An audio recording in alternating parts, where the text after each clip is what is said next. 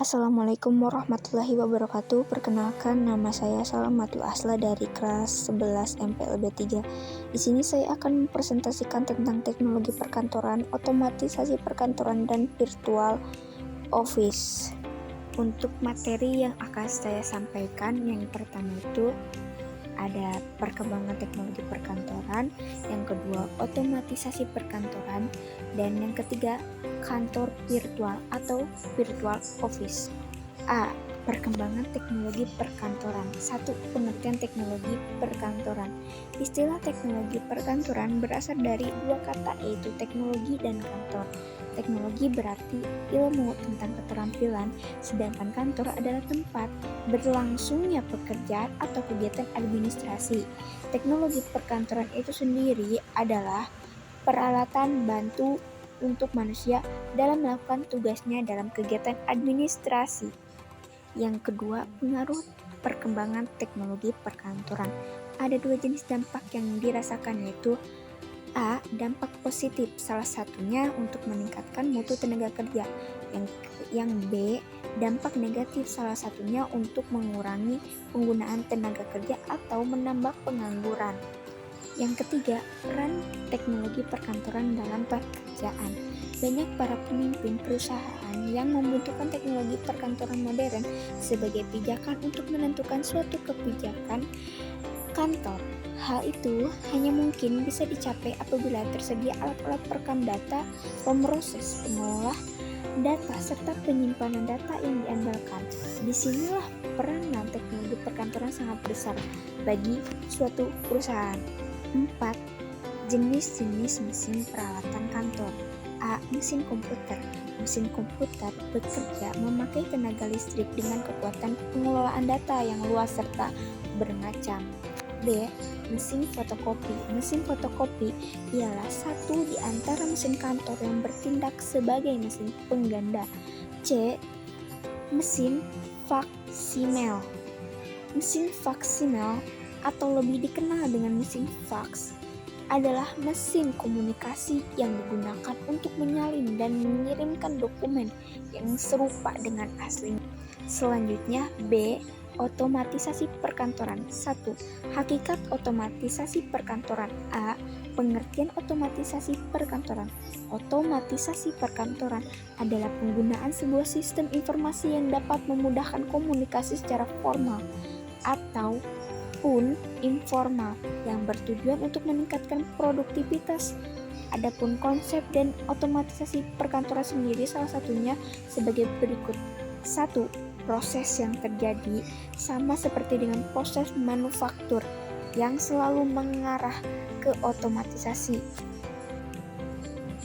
B. Tahap-tahap penerapan otomatisasi perkantoran.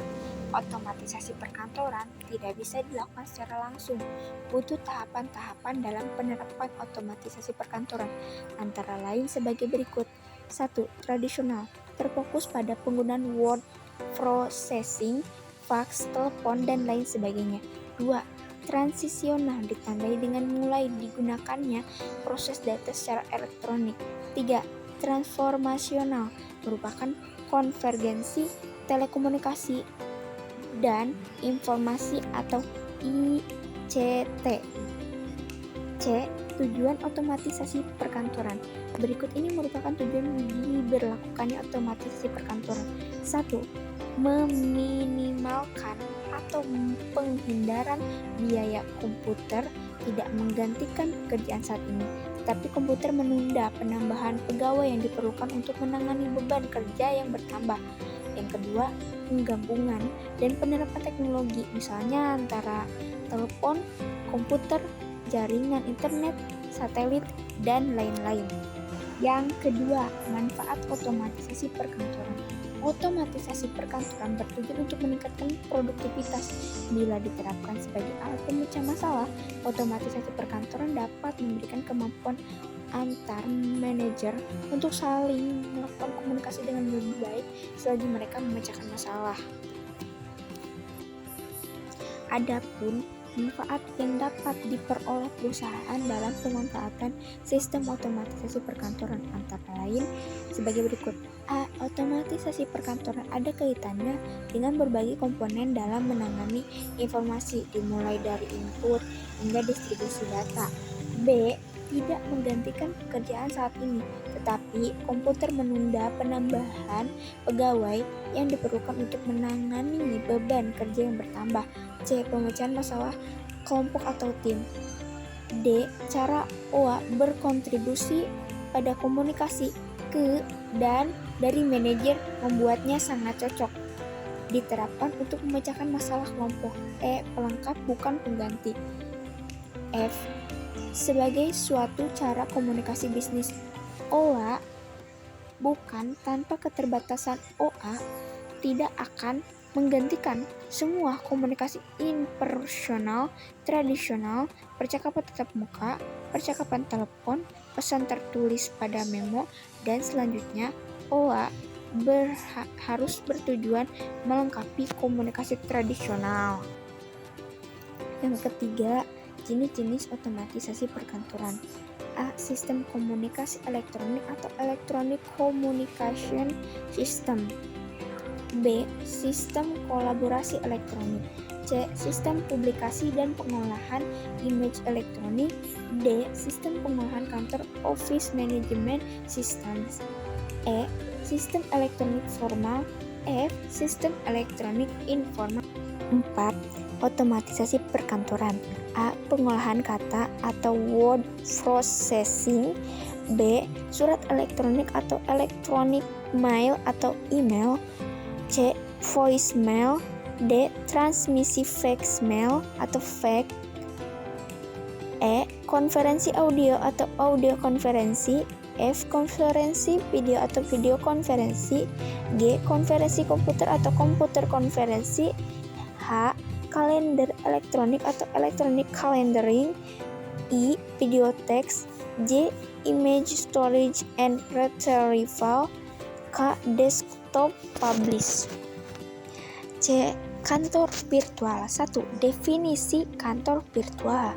Kantor virtual atau virtual office adalah ruang kerja yang berada di dunia internet atau dunia maya, di mana seseorang dapat menyelesaikan suatu bisnis profesional atau pribadi tanpa harus memiliki kantor berupa bangunan.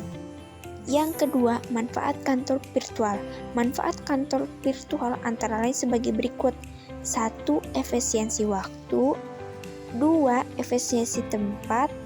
Dan 3. Menghemat biaya pengeluaran. Yang ketiga, kelebihan dan kekurangan kantor virtual. Yang pertama itu kekurangan. Salah satunya rasa tidak memiliki perusahaan, takut kehilangan pekerjaan, semangat kerja rendah.